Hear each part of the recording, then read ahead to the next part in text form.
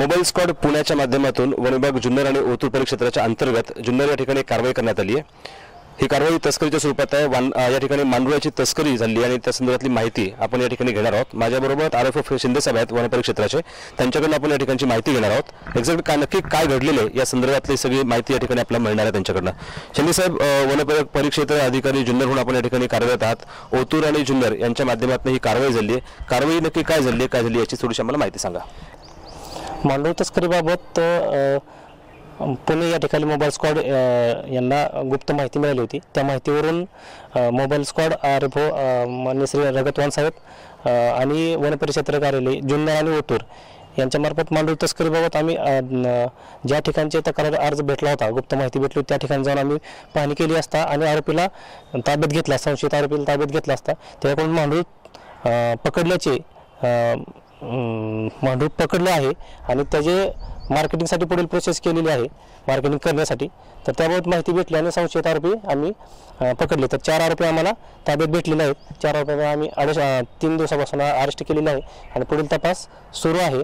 सदरची कारवाई या कारवाईमध्ये मांडवाचे मोठ्या प्रमाणात तस्करी होत आहे असं उघड येत आहे आणि मोठ्या मोठ्या पार्ट्या यामध्ये किंवा वरिष्ठ बरेच लोकांचा हात असल्याची शक्यता आहे। सदरची कारवाई वाईल्ड लाईफ प्रोटेक्शन ॲक्ट 1972 नुसार सुरू आहे आणि या कारवाई सदरची आमची कारवाई आमचे मुख्य वन संरक्षक माननीय श्री विवेक खांडेकर साहेब यांच्या मार्गदर्शनाखाली सुरू असून उपवन संरक्षक माननीय श्री जयराम गौडा साहेब आणि आमचे सहाय्यक वन संरक्षक माननीय श्री युवराज मोहिते साहेब यांच्या मार्गदर्शनाखाली सदरची कारवाई सुरू आहे आणि यापुढील तपास सुरू आहे। मोबाईल स्क्वॉडनं ही जी कारवाई करण्यात आली, मोबाईल स्क्वॉड नक्की कोणाच्या माध्यमातून हे सगळं सहकार्य झालं आणि आपल्याबरोबर कोणकोणते कर्मचारी होते आपल्या सगळी मदत करण्यासाठी?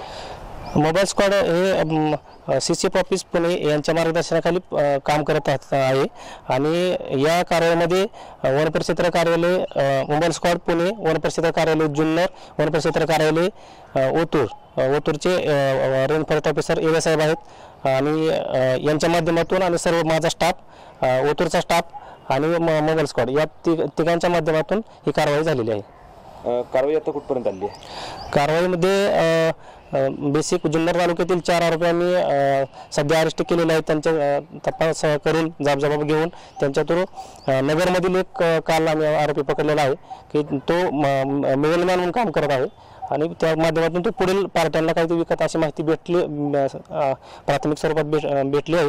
तर आता पुढील तपास आम्ही करत आहोत। वन परिक्षेत्र अधिकारी कार्यालय जुन्नर ओतूर यांच्या माध्यमातून पुणे मोबाईल स्क्वॉड यांच्याकडनं ही कारवाई करण्यात आली आणि या कारवाईसंदर्भात आपण आता शिंदे साहेबांकडून माहिती घेतली। स्वतः आरएफओ आहेत, त्यांच्याकडनं ही सगळी माहिती मिळाली। पुढच्या कालखंडामध्ये निश्चितच एक मोठ्या स्वरूपातलं रॅकेट या ठिकाणी सापडण्याची शक्यता नाकारता येत नाहीये। मागील 4-5 वर्षापासूनचा जर आपण विषय पाहिला तर त्याच परिसरामध्ये बल्लारवाडीपासून जर आपण पाहिलं तर ऐनेवाडीचा हा जो रस्ता या ठिकाणी मागच्या कालखंडामध्ये काही वाघाची कातडी देखील सापडली होती। निश्चित स्वरूपात एक आंतरराष्ट्रीय स्तरावरचं रॅकेट बी असण्याची शक्यता नाकारता येत नाहीये। परत पुढच्या कालखंडामध्ये आपण याची माहिती घेणार आहोत, कोण आरोपी यामध्ये सापडणार आहेत ही सगळी माहिती आपण वार्ता विश्वाच्या माध्यमातून घेणार आहोत। विलास कडलक, वार्ता विश्व, जुन्नर।